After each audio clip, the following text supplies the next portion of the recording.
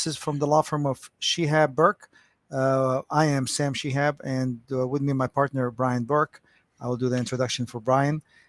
And we get together every Monday at 6 o'clock to talk about an immigration issue of your interest and take your questions. We are an immigration law firm. We practice immigration law throughout the U.S. and throughout the world. We focus on family immigration and employment immigration. Employment immigration is something that we've done for quite some time in my law firm. I've been practicing immigration law for about 30 years. And Brian, about I'm over 13. I'm closing towards 14 now. 13, 14 years in the business. So you get the 1 hour of about 45 years of experience to ask questions.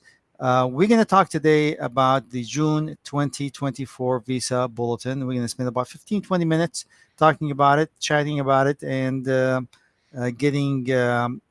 sharing our opinion. And then we're going to come in and then take your questions. And we do things a little bit different here in this 1 hour. We take a question and we kind of give you the young perspective of Brian Burke.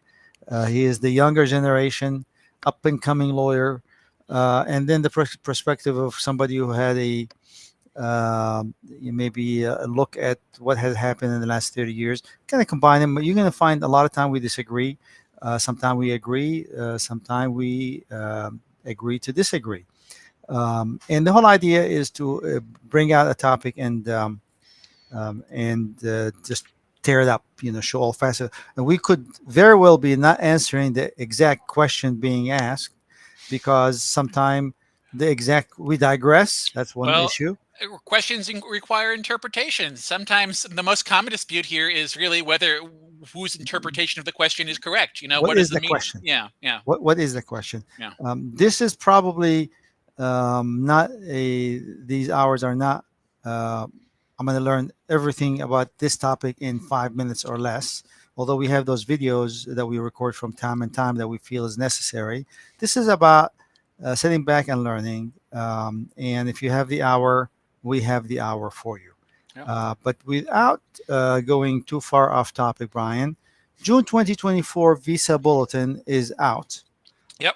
And there has been certain additional information or changes that are relevant to employment immigration. Mm-hmm. And I'll start with the obvious one and I'll let you go into the nuances. Yeah. The clear one is that there's no change in the first preference Yep. category. Yeah. I'm sitting here flipping back and forth between it. Identical. Yeah. Yeah, they're identical. And a lot of people say no change is really not great news because as we progress in time, we should see some progression forward. So zero movement really equal negative relative movement. True, true. I agree. However, this is the end, the second half, or coming on the second half of the fiscal year. And what happens usually, the government pushes hard the first half and then back off the second half. So it's a human nature kind of a thing. Um, there's no doubt that there are more applications coming through the pipeline than application coming out of the pipeline on the other end. There are Well, more with the people exception finding. of EB1 rest of the world, and Mexico and Philippines, because those guys are current. And with that exception, Yeah. exactly. Yeah. So no movement in the EB1, in my opinion, at this time of the year is not bad news. Yeah. It's just expected, and the fact that the first preference is holding current, that means there's capacity to move them to India, first preference, and to China. So I am not prepared to say that no movement in EB1 is bad news for this time of the year, and given the fact, as Brian has explained, that the worldwide remains current. Mhm. So that's the first preference, and that's the easy one. Yeah. Sure. Brian, take the second preference. What do you think? Okay. Second preference. No movement across the board here from May till June. Not a change. I'm sitting here looking at our notes on this thing here, just wondering if I missed anything. Nope. No, no They're movement. No they movement. I are, agree. yeah, Yeah, they they're are same. absolutely identical. Now, So do you think in that time of the year, this time of the year, is no movement good news, bad news, or no news? so Given the fact that a month passed since last month in real time. um I don't think of it. I think of it as no news, and I want to tell you why. I agree. I'm going to give it to be a long-winded explanation coming from me, but it'll be good. So the bottom line is there is a set number of visas available, right? And the only concern for me is whether this visa bulletin makes it such that they can give those visas away. As long as they're giving away all the visas in a year, I don't care that much in the end as to where the numbers are at. I guess for the sake of people who want to file their green card cases, I would love for them to be willing to, put those dates for filing aggressive and put the final action dates aggressive as they can. And well, if they don't meet those goals, well, people are left with pending green cards. I would love to be, but my number one concern is that they give away all those visas. Where the dates are in a given month, the only thing I think about is, are they being as aggressive as they can be to basically get as many people's cases filed, because so they have the benefit of a pending green card that protects them in the event of a job loss on H-1B visa, for example. You know, that's my has to be my opinion across all the categories. Big picture. Yes, Are they giving exactly. are they doing this in a smart enough way that allows USCIS to get all the cases in timely, get all the green cards available for the year to Yes, people? Yeah. yes. And obviously, the volume of cases in a given month back in, for example, 2020, or for China, or 2012 in India, Mhm. with the tubs and the transfers and this and that, and is makes it a month to month look, makes it incredibly unreliable to make a conclusion on whether there is a positive or negative, because it didn't move. That means they probably maybe didn't even have the time to look at it this year. They sometimes they skip a month. They don't look at it. Say, okay, just publish last month and just keep it going. Well, yeah, we've kind of noticed a trend of that on Off the uh, months on the the off off month. months, the ones that aren't the first month of the quarter when they make new visas available. Yeah, Yes. yeah, So okay, so that's that. Third preference, Brian. There has been some changes a little yeah. bit. I'm gonna give Yeah. everybody the benefit here of showing them and get that our name bar off the top there and put it up in front of everybody. Yep. That's it. That's the Visa Bulletin. Sam, the big news in EB3 India. Final Yep. action date moved 1 week. You know, How is that big news? Okay. Well, news size. Good point. News size is relative. If the rest of the news is small or even negative, I'm going to take that as big news. Because Sam, there's somebody out there for whom that week of movement in EB3 India is all the difference. There's going to be a week's worth of people with priority dates getting green cards out there. I'm going to take it. It's big news for somebody. It's all relative. All right. All right. So it's the, I guess it's the big news relatively. I Yeah. 100% accept that. Yeah. Um, and what do we have here? We have from August 15th, Yep. 2012 to August 22nd. 22nd, Yeah. 2012. Yeah. It moved 1 week, and I have no idea how they calculated that. I think it's a typo, Brian. Well, Uh, I don't know how they calculate it is, and I'm going to put us back here full size. How they calculate it is sort of anybody's guess, but this does sort of remind me of classic Visa pre-COVID sort of Visa bulletin movements. Where we'd have our staff meeting and somebody would say, "Guys, the new Visa bulletin's out," and the answer, how far did it move? A week. It reminds me of typical historical Visa movement, Yeah. Visa bulletin travel there, Yeah. for sure. But Sam, the what is on the Visa Bulletin, the actual dates is not the entirety of the news of the Visa Bulletin. There's Right. what's on the back half. Right. It's what's in the fine print, as they say. Yeah. So what's in the fine print, Brian? So they have commentary on EB2 as well as EB3 categories. And here's what they say regarding EB2. High demand in the employment second category will most likely necessitate retrogression of the worldwide final action date, including Mexico and Philippines, and the next month to hold number use within the maximum allowed under the fiscal year 2024 annual limit. This situation will be continually monitored and necessary adjustments will be made accordingly. Okay. All right. So it all depends on how much retrogression. Because retrogression alone, it's almost like not enough information. I mean, 1 week retrogression is not a big deal. I can live with it, but it sounds like more than that. Otherwise, they would not have mentioned it in the end of the Visa Bulletin. Well, I'm gonna, I think they're trying to be nice. I think they're trying to prevent shock in people because they've been warning us about this prospect for a while. Sam, I went back and looked at the April Visa Bulletin, Hmm. which is just you're not too far ago, and what they said at the end of the April Visa Bulletin was. Employment-based categories. Very little to no forward movement is expected in the coming months since the final action dates for many categories advanced for April 2024. There's some pretty decent movement during the first half of the fiscal year. The above final action date projections for the family and employment categories indicate what is likely to happen throughout quarter 3 and quarter 4 of fiscal year 2024. Readers should never assume that recent trends in final action date movements are guaranteed for the future or that retrogressions will not be required at some point to maintain number use within the applicable annual limits. And So that's in April. that's what they said in April, and And when that's you, consistent with the philosophy, Brian. I mean, if they don't move the Visa Bulletin aggressively the first half of the year, mhm. they cannot get them approved and USC, yeah, issued. to USCIS needs to get the cases need to be gotten into government hands so they can give those visas out in the back half of the year. And Yes. for me, retrogression, yeah, there is somebody out there who is a week off of being current, right? And that retrogression is going to feel like a gut punch. But the bottom line is, should have no impact when that visa is available to the next person in line. The bottom line is, if they need to retrogress, it means they're issuing the visas that they have There available is there to them. is there is action reaction time, right? There is a lag in the nature of a human being between information being processed and action being taken on that process.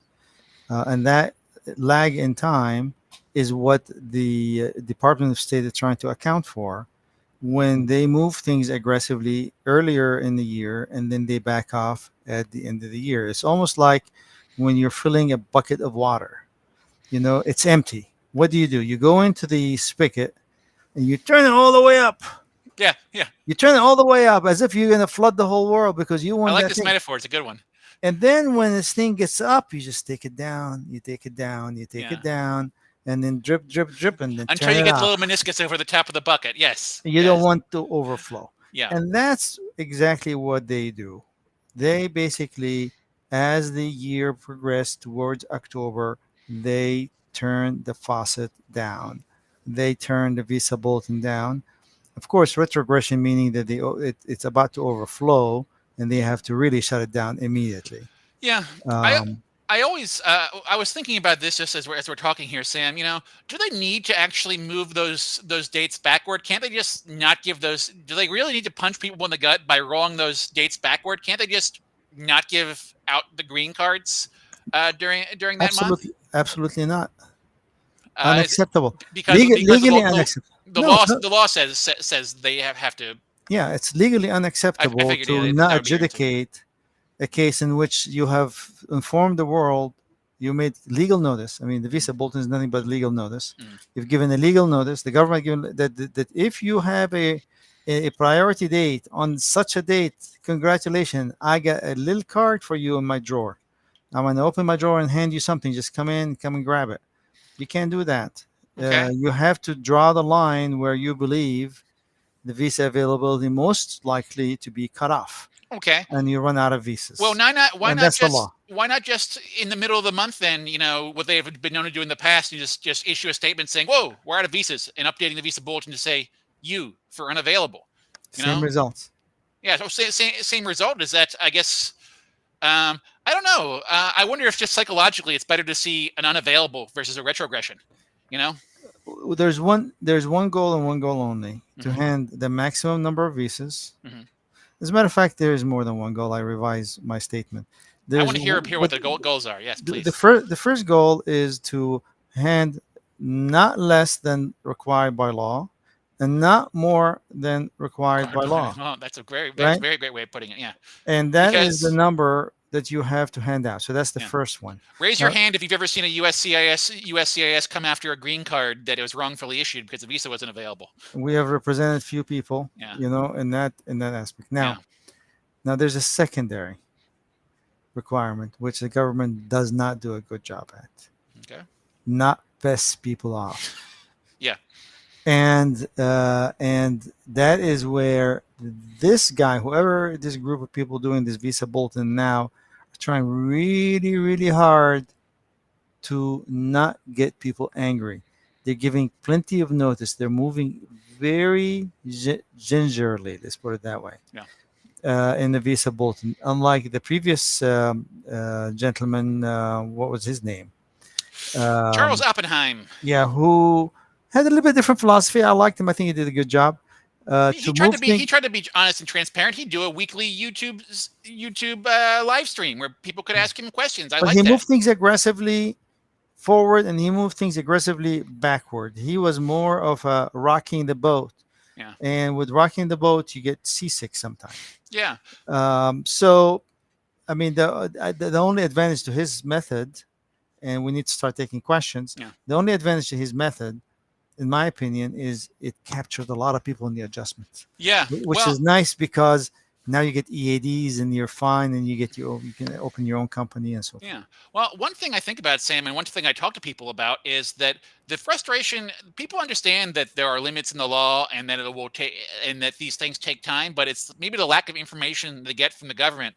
And I wonder if people would be if what the impact would be if, the government would, give us clearly the government has a realistic view of what number of visas are left available at any given point in time, right?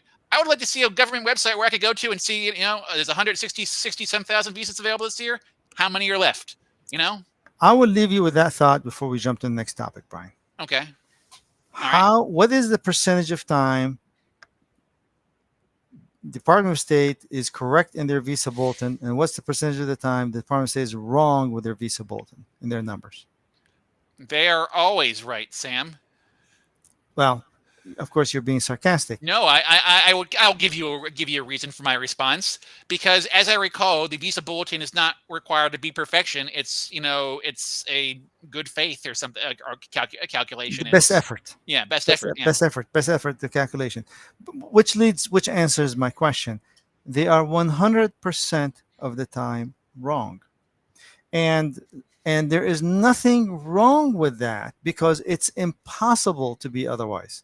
yeah, They are 100% wrong. The question is, are they making best effort to give the numbers such that they're moving people and they're not wasting darn green cards at that the that end of that's the it. year? That's it for me. That's again, it's That's the if bottom yeah. line.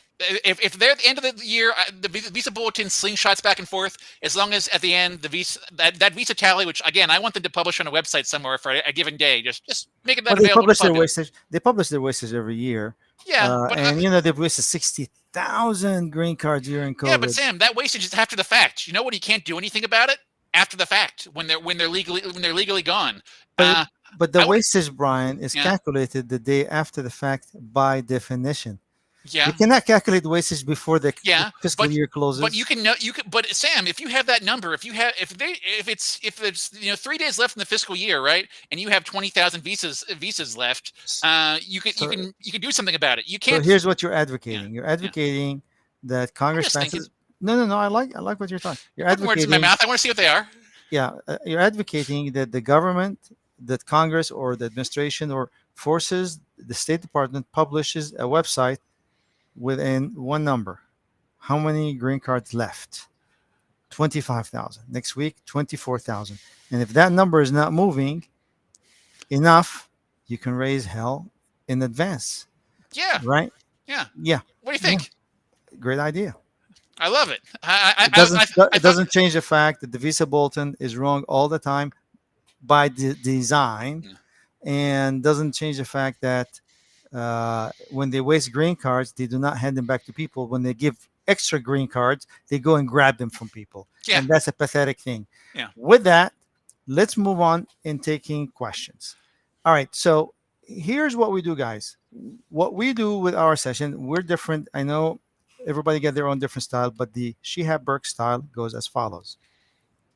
We will read your question. We will do the best you can to evaluate it, answer it, debate it, tear it up, and also spin on it. The idea is to try to give you as much information as we can without really the ability to know all the aspects of the case, because this case or this scenario has a lot more details than three sentences. Yeah. So therefore, we're really not answering your question. We're answering the area around your question. Yeah. And therefore, don't assume everything we say applies to you. Don't make a decision on your life. Don't sell your house because we said something here. Don't buy a house because you said something. Consult with an attorney who is competent of your choice to advise you before you make a decision. Just kick back and listen to the discussion as a learning experience more so than as an advice to me, because we're really not giving you advice, Yeah. and it's not possible, and it's not possible to have an attorney-client relationship in this forum. Yeah. Without further delay, Brian, let's take the first one. All right. Well, Sam, I have to close our initial first half by saying the retrogression is also coming in EB3 for the rest of the world. It's EB2, EB3. I'm not going to bore everybody by reading that aloud, but I just couldn't. Yeah. So let's go to that first question, though, from Sri Harsha, and more of a commentary question. Why is there so much inconsistency in the visa numbers, Sam Shihab? because because you are, well, I'm gonna have my answer, you're gonna have your Yeah. answer. I think I need some And time to come up with mine. yeah, well, the inconsistency because you're putting in a single number on an incredibly complex legal body of law, or that has a lot of interpretations, and you're dealing with multiple agencies, and therefore it is almost and then there's time lag between information and publication. It's almost impossible, really, to come out with an accurate number. It's not practical. I have not talked about government incompetency. I've not mentioned that at all. At all. Yeah. I have not talked about uh, willing not to be transparent. I haven't talked about non-transparency of the government and hiding stuff. That's not something I've mentioned. But those are, in my mind, are the reasons. Well, I will agree with a lot of those things. I mean, the data set they must collect is huge. 195 countries in the world, allegedly, as of today. Um, there are multiple U.S. consular offices in certain countries. Some of them don't have any, but at least 195 offices. I would guess. Um, and just collecting the visa issuance data from all of those consulates is a big chore. Then there's USCIS itself. I vaguely believe that Department of State has some sort of system to which they track visa availability, but what they cannot really track as easily is what cases are coming next. It seems, and I guess one of the factors is people lose interest. It's some people leave the process. Some people get green cards through other means. It's really kind of hard to figure out what's coming. People will have more family members than, especially in the the India backlog. 10 years, where suddenly first it was one person, suddenly they got married and they have a kid and they have another kid and they're having a happy life, and suddenly it's four people immigrating instead of one. There's certain factors they can never truly account for without um, putting a camera on individuals and keeping track of the intimate details of their life. It's always a crapshoot, especially just that family fluctuation, for that matter. You know? And just I want to give people the visual. A consulate, you have 195 of those worldwide, More or less, yeah. more or less. I like the number. Yeah. Um, then they have to come out with a number at the end of the year, at the end of the month, or mid-month. Yeah. So who do they give it to? Most likely they give it to the lowest level employee. They're going to say, here are the drawers. Yeah. Here's a spreadsheet. By next week, I want you to translate that to a spreadsheet. And here comes this person working, and I'm looking at this thing. One of them is very accurate. The other guy It's like the hell. This is, I don't understand what I'm doing. Here are the number. Okay, I don't get this. I don't understand this. Comes out with a spreadsheet. The boss says, okay, send it over. Surely there must be some sort of like Multiply that by better. 100. Surely Better there's a better. system. Surely there's a better system. Surely they have some sort of server The somewhere which they perfect system. all connect to with Yes, where every time they're ready to issue a approve adjustment case or issue a green card, they go to that system, boop, push a button, tick one visa off the list. which is followed by the majority of the council, but most likely not by all. Okay. And those that don't follow it, Yeah. it's impossible to be 100%. Well, yeah. You're getting garbage information. So practically, you're getting garbage information. 10% of the council is sending garbage information. But Case in point of not using that system, we've seen revoked green cards because they've issued them. yeah, So I'll give you that. For the record, yeah, Sam, I googled 271 quote unquote embassy bilateral posts, embassies and consulates. So yeah, 271. yeah, That's a big number. yeah, Um, so um, um, so so from 271 to get numbers and data, yeah, and to assume that the fancy system that you're talking about, where you push a button and they're organized, exists in 80% of them, and 20% doesn't exist. 10% are under duress because there's an emergency or some security issue and they're shutting things down. 10% don't have electricity sometime, and the numbers don't come to the U.S. 100%.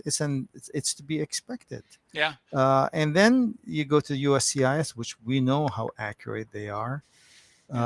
I mean, we hear all kind of stories about the level of accuracy USCIS has with warehouses and that are infested with some kind of I don't know what stuff that they don't even Well, go inside of them. just the current the USCIS mailrooms, their ability to understand their own filing instructions, for example, is a great challenge that it's experienced. Yeah. So, anyways, we digress. Let's go to the next one. Yeah. Well, I will go to this one from Allah Muhammad. Hello. That's an easy one. From Empire. So, hello, gentlemen. You attempted to answer my question. I think this would have been last week. However, the scenario was if the individual um, did a transfer, not a new cap filing. They had two approved transfers from company A agreed to. Here's the rest of it here. Start May 20th and got another offer with company B, working on the receipt notice for company B for 5 days of the job terms. And for 5 days, and the job terms are not as stated. Can an individual go back to work with the company A, which was already approved on the 20th? Noted company B transfer approved today. And I'm going to tell you how I interpret this question. Bottom line, looks like there were two H1B, and this sort of underlies the point Sam was making earlier about us interpreting questions. Yeah, I'm trying to figure this one out. You're ahead of me. Somebody approved through company A, right? Then joined company B on a receipt, right? And then, whoa! I don't like company B. Can I go back and join company A without filing a transfer? And my answer, I think, has to be you have to go file a transfer to back to company A. Bottom line, I think that's what USCIS expects. I don't think their policy is incredibly clear on that. There's been some policy statements that would suggest you could go back to a prior approved H-1B. I think of the Simeo policy memo, Sam. But the bottom line is, I think what they expect is for you to file a transfer back. Is the bottom line. Well, my comment on a question of this type. This is what I would call a micro analysis question. Sure. This is not a general policy question about This is like, should I file? Should I not file? You know, I wanna get all these petitions because there are other things in there and how is the petition is filed, more details. I mean, it's not something that I can answer except defensively when somebody asks me. I don't have the paperwork in front of me. Those are the kind of question that we can give you a defensive answer, but you might want to have a proactive, definitive, best answer. That's what you're looking for. Sure. That requires me to get the record, right? Have the record in front of me and turn my phone off and shut the door for 15, 20 minutes. And I come out and say, definitively Yeah. that's your answer. This is a very complex. It's not. It's It's not hard complex. to understand It just scenario. requires Yeah. a kind of a wrapping your hand around all the details Yeah. to give an answer. Yeah. I guess that's Um, why I fall back to the most conservative so we give a conservative one. conservative Yeah. answer, but it doesn't mean you don't get a better answer. This is like the perfect example of why certain questions don't lend themselves to being answered without looking at Yeah. documents, Yeah. and that's a perfect one. Yeah. Yeah. Yeah. Gonna keep on going here. From Mumshi Vlog. EB3 will retrogress in July. Do you think it will just be months backwards? Um, I can't help but think it's definitely going to be measured in months. The only question, do those months exceed 12, or you start talking about years? I don't really have a good answer. I think any answer anybody could give on that is idle speculation at this point. I don't think even the Department of State knows, is the bottom line, how big it's going to be. Otherwise, they would have published it on this Visa Bulletin. Yeah, I yeah. think they're working through the numbers. Is the next Visa Bulletin the quarterly one, Brian? I believe so. It's going to be July, August, September. Yeah, that would be the last big one. Yeah. And that's why they're saying That's next why. Yeah, that's it. Yeah, because they're coming up against the bottom of the barrel, the last pieces in the barrel available for the year. Meaning, you're not getting any more. You can't move it if once those are gone. Yeah. I I don't want think. to speculate. You and I tried to speculate, and then we decided that if this is not of any significance, it did not would not have made it to the Visa Bulletin bottom Yeah. comments for this month. So it has to be of significance, Yeah. right? It has to be of significance. Now, when they move back the rest of the world, the question I have a follow up for vlog is: do you think that affects also India and China, the The retrogression retrogression. rest of the No. world? No. Well, it's not said to. We saw a week forward movement on EB3 India final action dates, You but they know, we say agree that's a typo. it's Sam. It's statistically significant to somebody. That's somebody out there. I was just One thinking hundred about percent. One that. hundred The percent. Sam. I would hope their retrogression could be well targeted because they're going to know exactly. They have inventory of cases, right? They know how many visas they have available. Shouldn't they be able to tune their retrogression to really just the right date? Um, Well, I mean, for me, a 1 week movement is not mathematically possible to calculate in the realm of what they do. I will give you. I don't believe that they do. I'm not I will give saying you a that. fact. I don't believe that moving 1 week is something they can calculate. Okay. Well, here's what I'll say about that And because EB3. if they can, there will be Wow. retrogression Yeah. ever. For me, I guess with that EB3 movement forward by 1 week says, we need more cases. We have more cases than we can approve. But shouldn't they have inventory already to cover that? It doesn't mean that they are inviting cases to be filed. It means that there are cases to approve in their warehouse in those dates, or Yeah. they're running out of the prior date until they discover Yeah. the Yeah. next warehouse, and then they say, "Oh shoot, forgot about that one Yeah. right here," Yeah. and then they retrogress it. But that's for a Yeah. different day. Yeah. Yes. Well. So um, yeah, nobody knows. Yeah. Uh, Sort of a same question, but with a bonus one on the end here from Sri Harsha. Inconsistency. I gave our talk on that, but is there any chance of recapturing lost numbers? There was legislation on the table. What was it? Fall of 2022 that came so close. What's the name? John Manchin? Joe Manchin, Joe. Joe Manchin, Joe Manchin. and Kirsten Sinema of Arizona both got together They and killed it. agreed to kill it. Two people killed it. Yeah. Two people in America Yeah. killed it. Two Democrats, right? Cinema is Republican. No, so Sinema, I think she said she was leaving the Democratic Party, whereas Yeah. yeah. Joe Manchin killed it. I think he killed it. I don't recall who it was, but it's possible under the law. It's possible to recapture visas. There have been in proposals. Seems like every couple months somebody introduces a new one as sort of a marketing ploy for themselves in Congress. And the question is when will the House and when will Congress have the votes necessary and the president in office necessary to actually achieve it? That's the No, big not million not dollar only question. that, but there has been strong opinions out there saying that this the administration does not need Congress to recapture. Sure.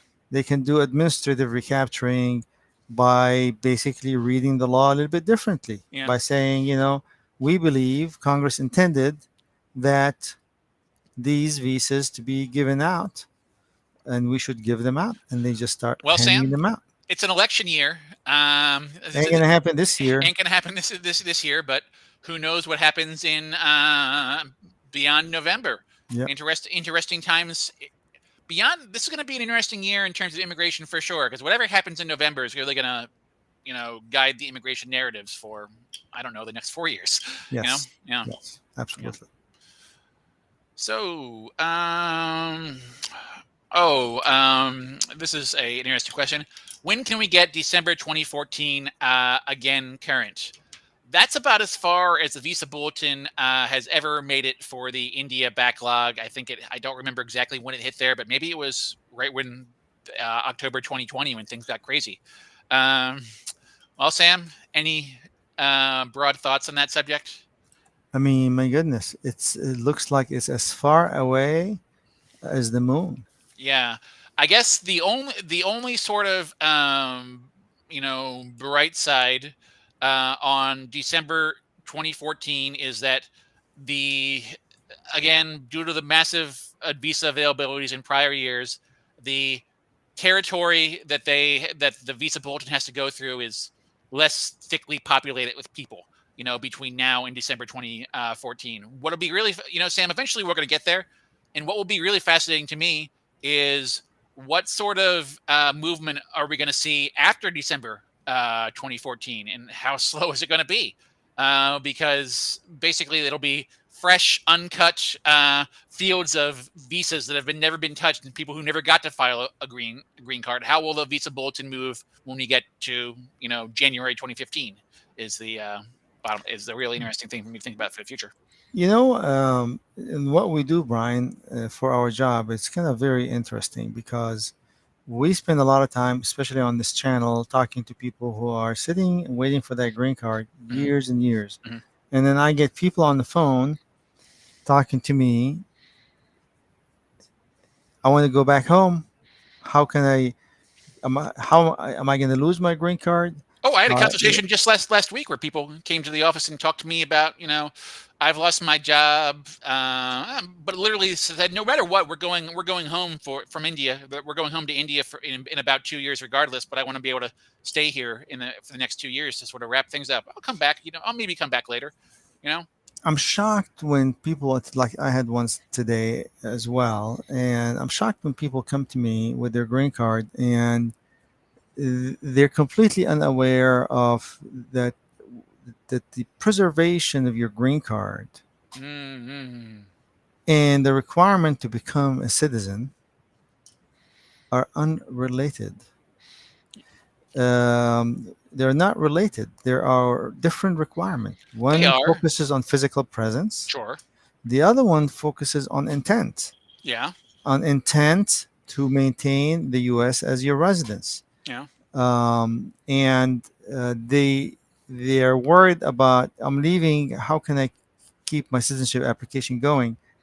You're about to blow the green card altogether.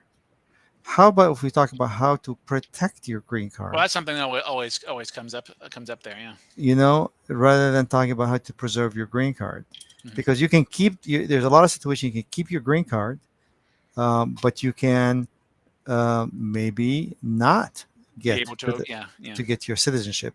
So unless you think about them in two different, I know there is the language crisscrosses and the requirement appears to be coming across. But if you want to understand this area, in my opinion, in my judgment, you have to say, am I talking about green card? Am I talking about citizenship? And separate them with a bright line. Hmm. I mean, understandable. Maintaining your green card is a prerequisite to getting your citizenship. Hmm. Hmm.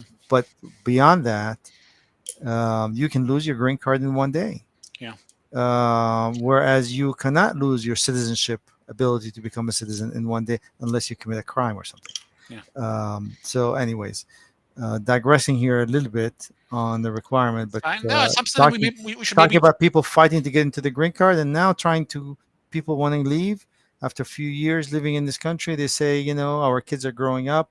We want them to grow up the old way. We don't want to stay here. I want to go back home for 3 years, but I want to become a citizen. You can't do that. Yeah, those are some difficult talks where people think that something like that is possible, and having to. No, really, it's in my interest to. I'm an immigration attorney. That's how we do business. We help people get citizenship. If it was possible to do that, I would do it for you. Yeah. Yeah, Yeah. it's a difficult conversation sometimes. Yes. A question here from Chandrakant.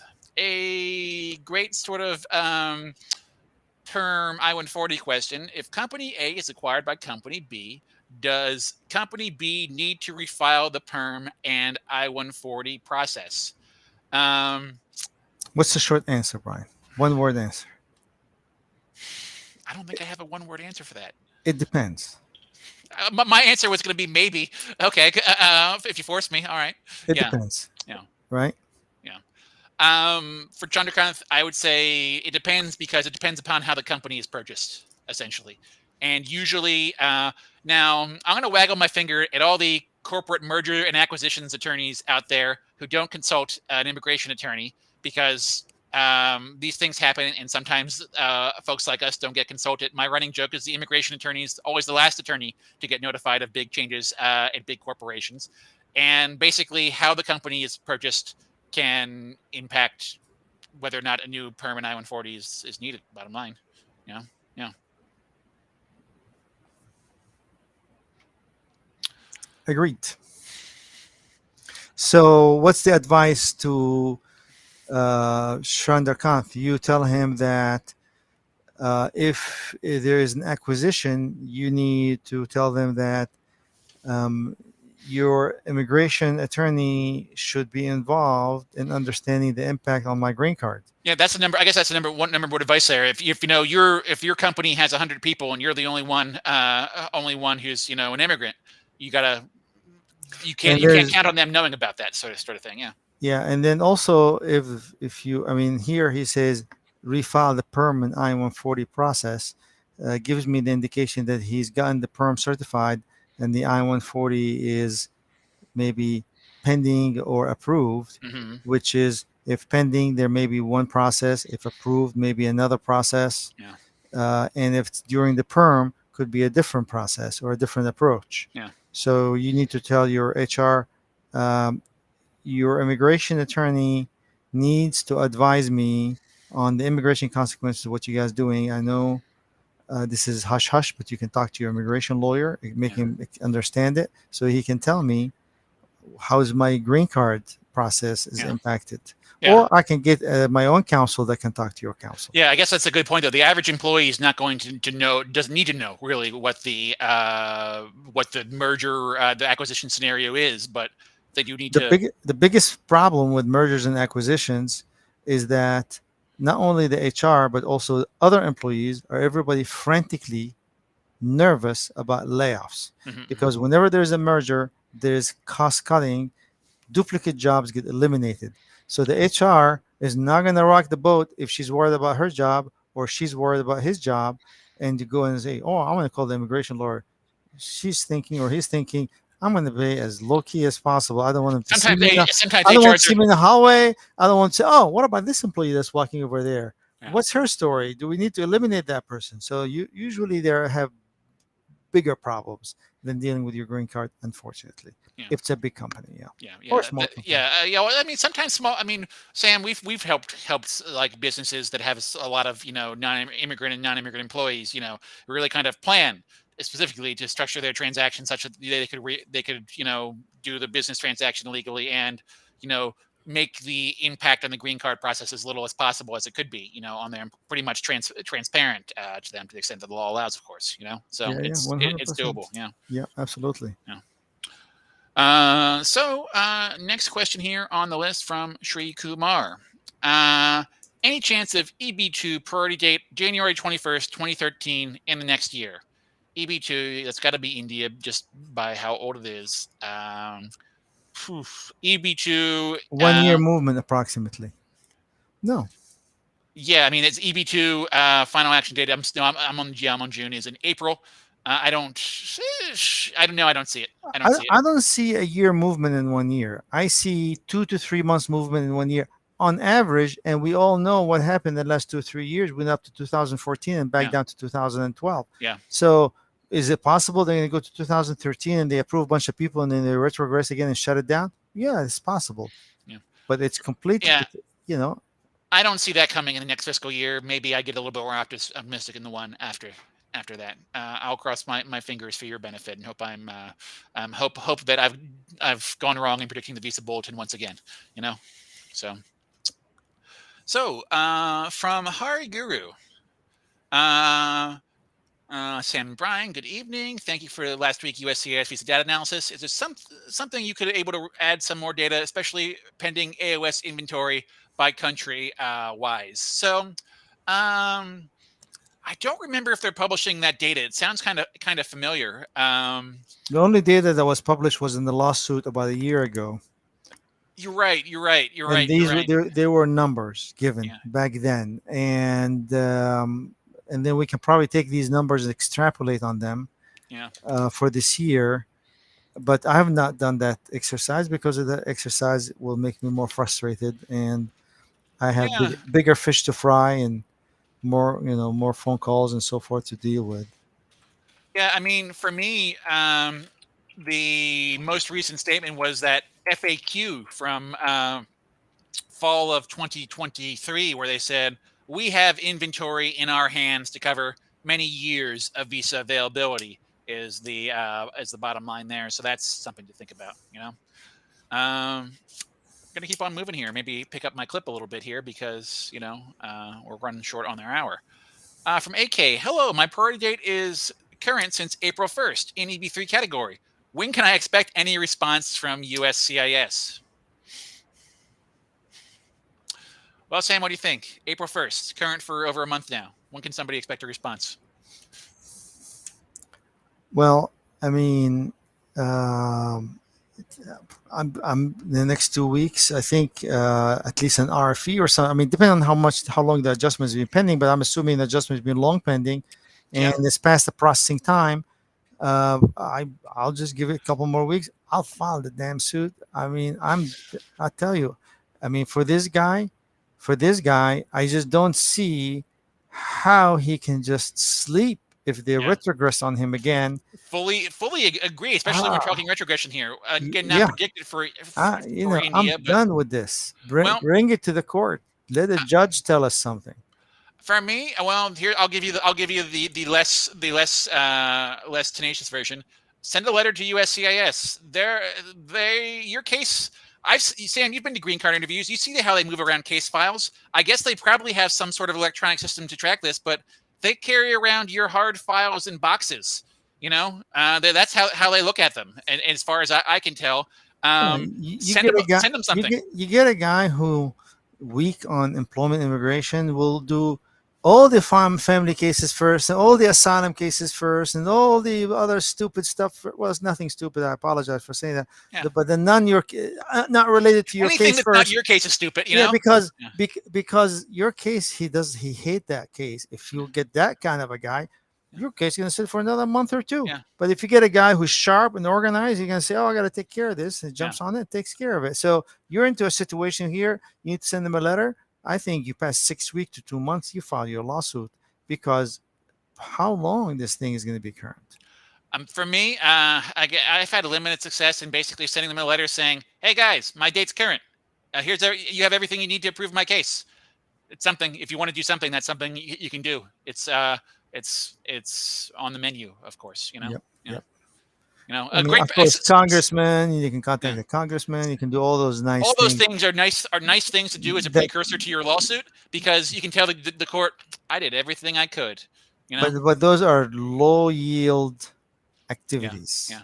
I got some good news in one of my mandamus lawsuits today. I got a email from a consulate saying, "Well, mysteriously, just weeks about a week or two after I file my lawsuit, the consulate says, "Oh, hey, we see your case has been left in administrative processing under 221G, and if you give us these things, we'll be able to finish off your case." So they were sitting on it. Well, I guess so. I guess so, Sam.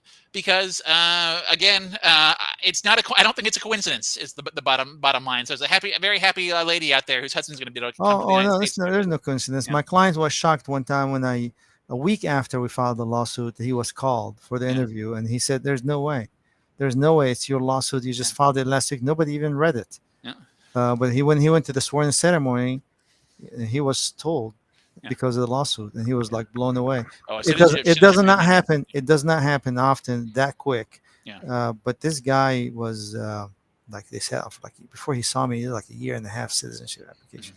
Oh dear. Well, I'm excited. That was that was a case I filed about 2 weeks ago, and I have somebody else in my mandamus queue I just filed a week after who really needs it, and I'm hopeful that they'll get a You speedy can get result him. as well. Yeah. Yeah. So a question from Prem US Vlogs. Everybody's vlogging, Sam. Not us. We are just here in our office, not out in the world vlogging. But I digress. I-693 rules relaxed. Can I do the medical now and submit it when my date becomes current to avoid delay in filing the RFE? My priority date is 20th of November 2012, EB3 India. If you're getting it now, why not just send it to USCIS? Well, his adjustment's not filed yet. I think his adjustment is filed. Hold on a second. So November, EB3, Yeah, that was current. November 2012. Yeah, Yeah. that date's been current. Yeah, do it. Yeah, if it's long, I mean, get two copies and send one off with the expectation of they may lose it in their government bureaucracy, but there you go. Yeah. Yeah. Before you pay that doctor money, say, "Well, I need 2 copies," instead of surprising you say, "Oh, it's an extra $150 to get a second copy." Yeah, peace of mind worth $150. If they could. I'd like to have the peace of mind for $50. Yeah. I want a discount on that peace of mind, please. Yes. I like that. From Ashish Kumar.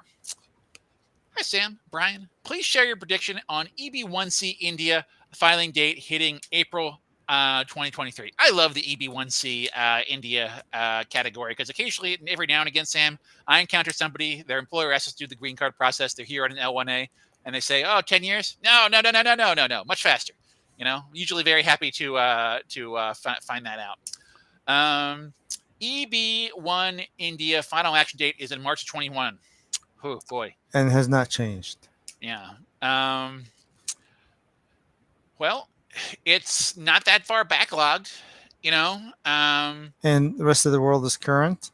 Yeah. What's going to happen is going to move to September 2022 reasonably quickly, and then it's going to slow down because that's the China mainland born Visa Sam, Bulletin date. you're predicting it's going to move to September 2022. I think You're not going that far, but because India he is EB1 demand is high. because he's 2023, Yeah. it's beyond 2022. Yeah. And that's what I'm trying to say is Okay, sure. it has the potential of moving up to September of To put it 2022, into parity with China for sure. and then things will slow down Okay. significantly. Well, I guess I would say, EB1C is in the same category as EB1B and EB1A. And, it's not just EB1C. I was just talking to somebody in our office, India chargeability today about, EB1A, extraordinary ability. I don't know. That's fundamentally a prediction of how many people from India are applying for green cards in the EB1 and A category. Hard to guess. I feel like we feel more confident in predicting the EB1 category, Sam, though, because it's at the top Well, of the because chart, it's right? no, because it's No? the rest of the world is current. The rest of the world is current. I mean, the rest of the world is So current means so more people we can available. be aggressive in predicting because there is availability. Yeah. When there's no availability, Well, yeah, where the rest are of you the going to world, get the numbers from? yeah. It's going to move a drop, versus whatever the rest of the world is not using. Well, what's the rest of the world not using? Are they, that's something else that's to be talked about there for sure. Yeah. So, Well, Sam, here's a sort of, I want to call this a tourist question, not in our usual category, but a good um, topic to talk about. Hmm. Will there be movement in the F2B category for the July Visa Bulletin? And F2B is unmarried sons and daughters, 21 years age or older of permanent residence. That Um, is so. That is a very, very, and it's backed up a lot. yeah. Um, so, um, so if you want, Brian, Hmm. let's look at. We are in May, June Visa 2024 Visa Bulletin. Yep. Let's look at May of 2023 Visa I will Bulletin look at the May. F2B. I'll pull it up. 2023, Yeah, May of 2023, September F2B. 2015. Oof. Okay, Yeah. September 2015 Yeah. to April 2016. So to me, I'm assuming all chargeability. I'm not. I'm Yeah. for right now. Yeah. So it moved. That's like 3/4 of a year, right? Yeah, that Yeah. is a That's pretty good. that's 75% on the year. So that's 3/4 for per 1 year. All right. That's what it's capable Uh, of. Yeah. yeah. Well, Sam, I'm going to go So crazy. I'm going to go back another fiscal year. I'm just curious now. I'm going to go to May 2022. now, No, no, now because of different times. COVID, COVID. COVID, I forgot about that. Yeah, COVID. So I think even that might not be reasonable. What I did. it was in So 20. Yeah, yeah, yeah. That's so true. 3/4 to 1 year. I mean, if for every year, I'm gonna have to pull it back. So I'm gonna keep it for every 12 months. Expect movement of about 7 months to 8 months, or to 8 months to 9 months. I can't. I Um, can't. I can't. You sound confident in it, Sam. I think I have to well, asterisk it. I got two dots on the curve, Yep. Yep. and I'm drawing a straight line to infinity with those two dots. The accuracy is zero. Yeah. Yeah. Yeah. It's if you're looking for a metric to judge by, if you're look to past results, that seems reasonable in my book. That's the movement. Now, Sam, just for the record, I did look in the this is the May of 2022 Visa Bulletin. Now, where was F2B in May of 2023? 2015. I'm done September 2015, I believe. It was a I year left. I prior left in that September. page. It's September Yeah. 2015. Yes. So now I've Yes. given you a third. COVID kind of breaks those data points, I guess, back in 2022. But still, it's an interesting. But here's the crazy thing to tell you how sad this is, Yeah. because I went back to 2020, Brian. Yeah. I went back to 2020 for Pre-COVID. F2B 2020. That's 4 years ago. Isn't that pre-COVID? COVID really hits in like March of 2020, as I recall. All right, I'm gonna go back 10 years, Brian. 10 years. Okay. I'm gonna go back to 2010. Oh boy. Okay, so we can give a 10-year perspective, right? Okay. So that 2010. is gonna at least give you the dots that we're connecting are too far apart to give you an increased accuracy, not necessarily accuracy. Yeah. Um, and the family based for 2B Hmm. was in 2002. So it was moving. So in 10 years, it moved a lot. Yeah. It moved F2B. moved more. So it's moved more than 1 year per year. Yeah. Yeah. Yeah.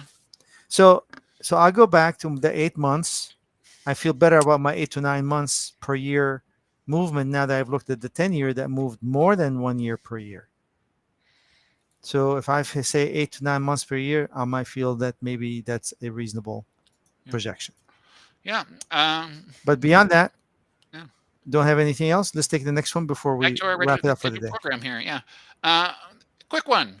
Will the priority date be the date the perm was filed? Yes. It's secured when your I-140 is approved. An easy one. Next one. Sometimes the questions are easy, Sam. Don't I need like much it. nuance. Yes. From Empire, what is the update on the executive order on AI for the Secretary of Homeland Security? The 180 days to consider rulemaking to enhance the process to adjust to lawful permanent resident status. Um, They gave it to the AI to figure out, and the AI is still thinking about it. I miss this one because I don't know executive orders on things. A lot of them don't go places. It's usually to commission a study to evaluate the impacts of the potential of possibly maybe using XYZ to possibly consider coming up with an initiative to make something better. They put it right next to the executive order to engage in the pilot program for H-1B stamping. Sam, you read my mind. It's in the same category as that. It's publicity, it's media, it's lip service. I won't believe that it is here until I see it. Yeah, Put it on the list, yeah. in the Library of Congress. Yeah, maybe one that we have one real interesting question here for me, and that's a good one to end it on. Um, a new H-1B proposal. What's happening with that? Nothing. I Well, which one are you saying nothing to, Sam? Which H-1B proposal you're thinking of? Any H-1B proposal, there's nothing they are going to do this year, Brian. Okay. Well, I was thinking about the H-1B proposed regulations, and well, we still haven't seen anything on that. So there you go. Uh, you All don't. right. I don't know So what Empire's talking about, but I guess it goes to that with our old sort of advice it's an is don't election. count on it until it's in effect. You know? It's an election year. Yeah. Well, thank you guys. Hopefully, our discussion gave you some insight. We tried to keep it kind of light and also informative at the same time. Until next week, have a fantastic rest of